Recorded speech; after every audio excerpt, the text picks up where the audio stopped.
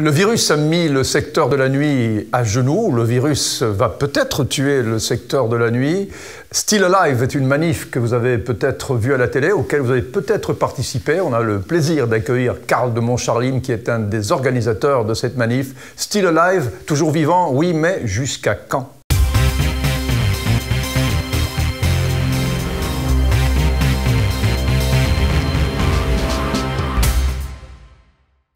Merci de nous rejoindre, Karl de Montcharline. C'est pas toujours pour des choses amusantes qu'on se voit, quoique d'habitude on se voyait pour savoir ce qu'on allait faire, comment on allait organiser, comment on allait proposer des choses amusantes. Mais dans ce monde où tout s'est arrêté, Karl de Montcharline, est-ce que dans tes rêves les plus monstrueux, tu avais imaginé un jour que ceci pouvait arriver ? Oui, je l'avais imaginé. J'étais même enquéri de savoir s'il y avait des assurances qui pouvaient, en cas de pandémie, subvenir à nos besoins. Et à l'époque, ce n'était pas le cas. Je pense qu'aujourd'hui, ça commence à exister. Mais donc, on avait déjà ambitionné ça, effectivement, parce que ce coup d'arrêt était probable. On avait eu deux épisodes viraux il y a 10 ans et 15 ans, si je me rappelle bien. Et donc, on s'était déjà posé la question. Après, bon, là, il y en a un sous lequel on a réagi, avec beaucoup de paramètres, évidemment, des paramètres parfois clairs, des paramètres parfois un peu plus obscurs. Et donc, on a décidé d'arrêter le pays, voire le monde. Voilà. D'autres ont décidé de ne pas arrêter le monde et de continuer à vivre et d'apprendre à vivre avec les maladies. Et je pense qu'on fera le bilan dans une petite dizaine d'années sur les responsabilités des uns et des autres. Voilà, parce que Still Alive, c'est évidemment la manif auquel vous avez peut-être participé, mais que tout le monde a vu. Still Alive, oui, mais vivant jusqu'à quand? Est-ce qu'on peut raisonnablement penser que depuis le mois de mars, jusqu'à justement quand, le monde culturel, le monde événementiel peut se passer du public? Parce que le digital, c'est très bien. Tout ce qu'on a imaginé au début, c'était parce qu'on l'imaginait dans un temps très court. Mais sur la longueur, le malade est en train de mourir. Et je pense d'ailleurs qu'il y en a quelques-uns qui sont déjà morts. Alors Karl, moi je ne veux pas évidemment jouer la marche funèbre, mais j'ai l'impression d'entendre tout doucement la petite musique. Et j'ai peu d'espoir que dans l'immédiat ça change. Alors j'aimerais peut-être avoir ton son de cloche. Est-ce que quelque chose peut changer? Ben, je veux quitter l'image et je veux retrouver le public juste derrière. Non, blague à part. Écoute, moi je pense qu'il faut se battre, il faut continuer à se battre et il faut défendre sa vision de la société, sa vision de la vie et comment est-ce qu'on ambitionne de vivre dans le monde de demain ou dans le monde d'aujourd'hui. Alors c'est vrai que normalement ce rôle est dévoué aux politiques pour lesquels les différentes obédiences sont présentes et les citoyens peuvent à un moment donné adhérer à une thèse ou à une autre thèse. Là, c'est vrai qu'on dépasse un peu ces clivages. D'une part, parce qu'il n'y a plus de politique. Il n'y a plus de politique, quand j'entends il n'y a plus de politique, il n'y a plus de gouvernement, donc il n'y a pas d'opposition, de facto. Donc finalement, les décisions sont prises et personne ne les conteste parce qu'en même temps, tout le monde veut monter dans l'ascenseur gouvernemental. Et donc, ça amène à ce climat, je veux dire, où les gens sont amortis, où il n'y a pas de prise de décision, où chacun se protège, etc. Tout en sachant que les politiques ont une responsabilité aussi pénale par rapport à leurs choix, etc. Donc c'est évidemment très très difficile pour chacun. Bon. Qu'est-ce que tu penses de ceux qui disent, au fond, si on réfléchit bien, c'est pas totalement absurde. Les personnes à risque sont les personnes qui ne sortent pas. Les personnes à risque savent qu'elles sont à risque. Au fond, on est peut-être dans une situation exceptionnelle où on devrait faire une protection des gens à risque malgré eux. C'est peut-être eux qui doivent rester à l'écart du monde plutôt que de pénaliser ceux qui doivent vivre leur jeunesse et qui ont besoin de sortir, ont besoin d'organiser, ont besoin de créer. Est-ce que ce ne serait pas plus intelligent de protéger les faibles et de laisser sortir, entre guillemets, les forts? Oui, tout ça est très complexe et aujourd'hui, il est facile pour nous, à la suite de cette pandémie qui s'est quand même largement éteinte, de pouvoir dire il aurait fallu faire ceci ou faire cela. Bon, la réalité, c'est que malheureusement, le plan pandémie n'a pas été mis en œuvre. Donc au moment du démarrage de cette pandémie, ce qui est une vraie erreur, ça par contre, d'autant que ce plan existait, et à la suite de quoi on a constaté la moitié des morts de la pandémie dans les homes. Moi-même étant très inquiet, parce que mon papa étant en même temps dans un home, on était évidemment très attentif à la chose, tout en sachant qu'on n'avait plus de de droit de visite, etc. etc. Donc voilà, ça, c'est un autre scandale, peut-être qu'il faudra évaluer plus tard, parce qu'on s'apercevra peut-être en effet que je disais ça parce que le raisonnement a été faussé dès le départ. Oui, je disais ça parce que forcément, on peut imaginer qu'on a arrêté le pays et qu'on n'est pas tous partis en quarantaine, qui était plus qu'une quarantaine, parce que ça a duré 3 mois pour certains et 4 mois pour d'autres. C'est évidemment très impactant, et donc ce choix a été fait de mettre à l'abri, mais toujours est-il qu'on a constaté que ça n'a pas servi à grand-chose, parce que finalement, ils sont morts. Donc, voilà, donc il faudra évidemment revoir toute cette histoire convenablement. Quant à aujourd'hui, alors que effectivement les hôpitaux ne sont aujourd'hui plus saturés et que on connaît mieux le virus que ce que c'était le cas au préalable, et qu'il y a moins de morts, pour ne pas dire quasiment plus de morts liées au Covid, oui, je pense qu'il faut apprendre à protéger ceux qu'on aime, mais comme on l'a quelque part un peu toujours fait. Je pense que là, tous les citoyens ont été très attentifs, parce qu'on a tous une famille, on a tous des grands-parents, etc., et on a tous à cœur à ce qu'ils soient là le plus longtemps possible. En règle générale. Je sais qu'il y a quelques petites exceptions. À moins d'un grand héritage à brève échéance, et là on peut comprendre évidemment l'angoisse et l'attente de certains. Mais donc pour la plupart des gens, effectivement, pour la plupart des gens, évidemment, les gens sont conscients de ça et ont envie de vivre ça convenablement pour leurs proches et pour ceux qu'ils aiment. Et donc oui, comme on a appris à avoir des gestes barrières quand le virus du sida est arrivé. Alors moi j'entends des gens qui me disent oui mais sida c'est pas pareil, on ne se contamine pas de la même façon. Et c'est un peu oublié l'époque dans laquelle on a vécu et cette liberté sexuelle qu'on avait en son temps, le marivaudage qui était en plus issu des années hippies, et vraiment d'une époque on va dire très très ouverte d'esprit. Et on est arrivé finalement avec le sida à s'isoler complètement des rapports humains, tactiles, qu'on pouvait avoir les uns avec les autres. Et donc, si ça, quelque part pour moi, même si effectivement la contamination ne s'opère pas de la même façon, mais c'était quand même aussi psychologiquement un changement hallucinant, comportemental de toute une société qui est encore aujourd'hui, je veux dire, en action, puisque le virus du sida n'a toujours pas été, je veux dire, éradiqué, il n'y a pas de vaccin, etc. Donc même si aujourd'hui on peut prendre 100 pilules pour survivre, mais je veux dire, bon, c'est quand même encore un petit peu le cas. Mais on a appris à vivre avec, et il n'y a donc pas de raison qu'on n'apprenne pas à vivre avec le Covid. Donc voilà. Mais Karl de Montcharline, cette manif a-t-elle servi d'abord à quelque chose? Il va peut-être falloir refaire des manifs si rien ne change.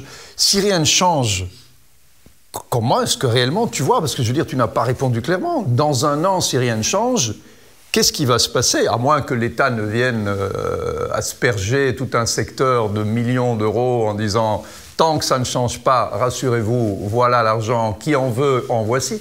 Mais si il n'y a pas justement une pluie d'argent sur ce secteur qui est en train de mourir, qu'est-ce qui va se passer? Parce qu'à cette question, personne ne répond vraiment. On a l'impression que de toute façon, bon oui, mais on va quand même... Mais le problème, c'est que personne ne peut y répondre, parce qu'il n'y a pas de gouvernement.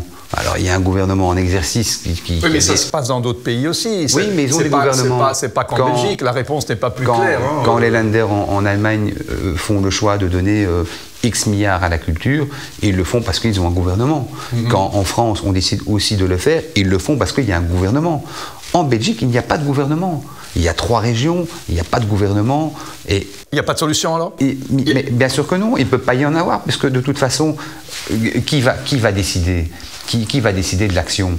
Personne. Donc on va laisser mourir les artistes, la culture, les spectacles.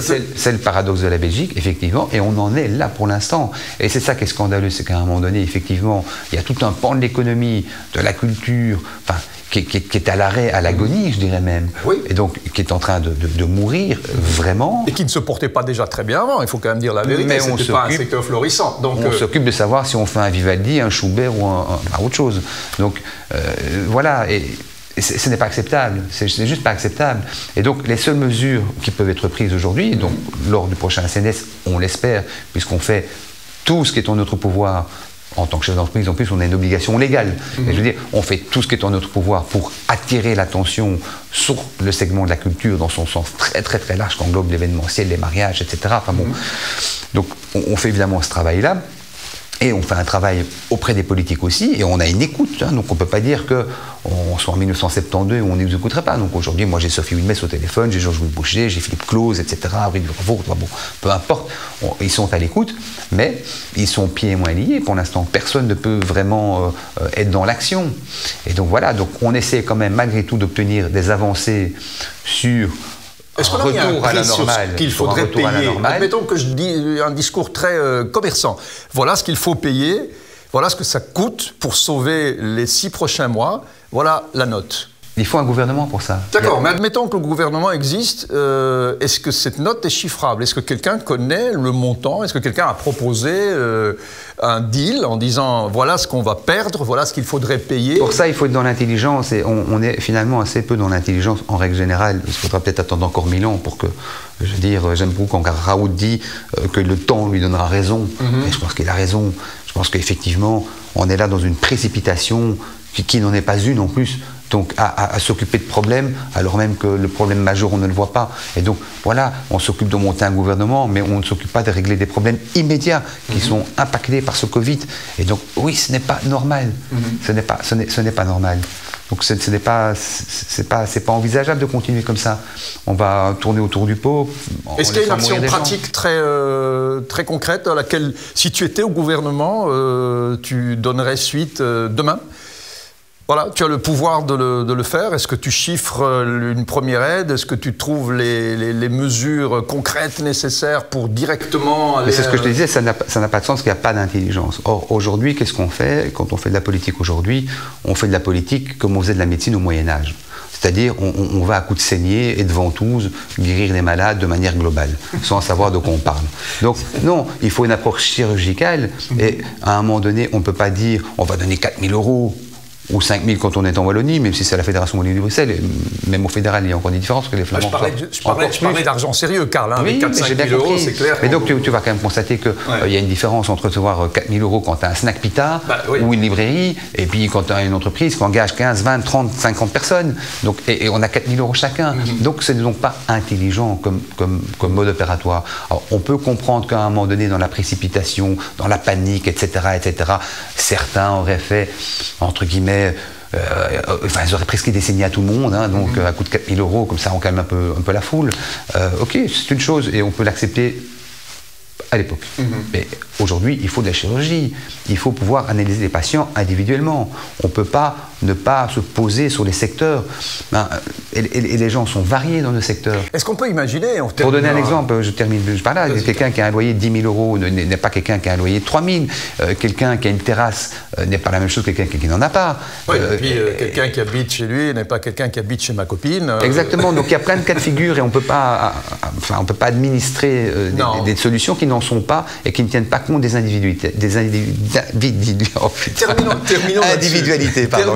Terminons là-dessus, parce que j'ai l'impression, et on terminera là-dessus, que le monde sanitaire s'est contredit, a dit beaucoup de choses qui n'ont pas toujours été vérifiées. Mais au niveau sanitaire, maintenant je dis peut-être une bêtise, mais il y aurait quelque chose de très simple à faire, un petit peu comme on met le thermomètre sur quelqu'un pour voir s'il a de la fièvre ou pas. Si on dit, ok, tout le monde peut aller au concert, tout le monde peut aller aux soirées, tout le monde peut aller partout, il aurait peut-être été plus intelligent de mettre des centaines de millions d'euros sur un test salivaire qu'on fait à l'entrée. Ok, je l'ai pas, je peux rentrer dans la boîte, je peux rentrer au cinéma, je peux rentrer, je suis pas malade. À partir du moment où chaque personne qui va quelque part peut, au moment même, se tester et voir qu'elle est saine, alors n'importe qui peut aller n'importe où. Donc il aurait peut-être fallu investir beaucoup d'argent dans le test, simplement pour savoir si je le suis maintenant, au moment où je te parle, ou pas. Oui, au niveau sanitaire, on est quelque part nulle part. Bien sûr nous que dit non. les choses et leur contraire. Bien sûr que non. Il y a aussi beaucoup de débats d'éthique derrière tout ça, malgré tout. Bon, les gens n'ont pas spécifiquement envie de donner leur ADN à chacun. Donc...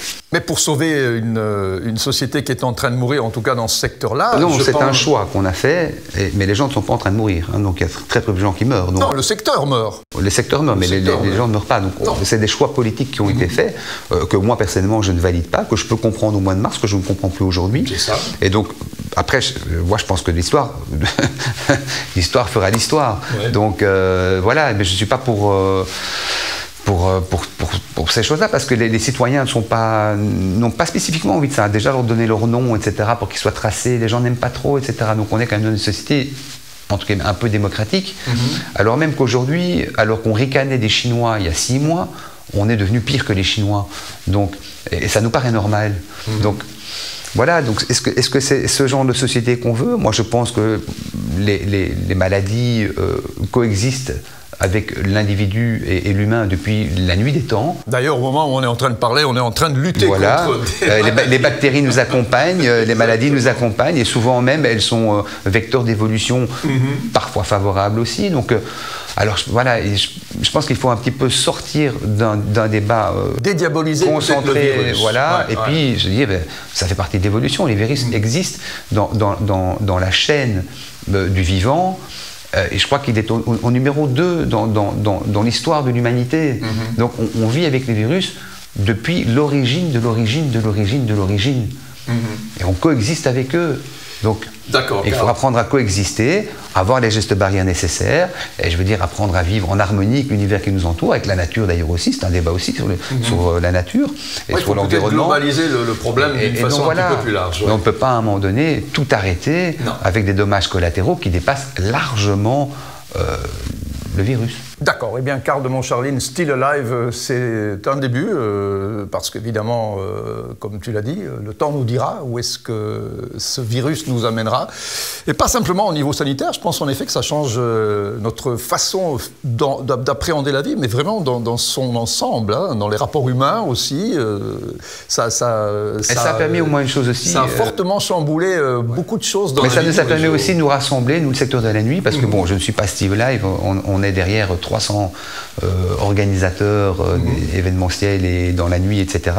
Et donc toute cette organisation qui s'est passée de manière organique nous a permis quand même, malgré tout, pour la première fois de notre histoire, de se fédérer un petit peu. Et je salue tous nos collègues qui nous ont aidés à monter ce projet, parce que je ne suis que la petite cheville ouvrière parmi toute une armée de fourmis qui ont travaillé à faire entendre nos voix et notre détresse. Bon, Carl, ça c'est un truc qu'on ne faisait pas avant. Hein.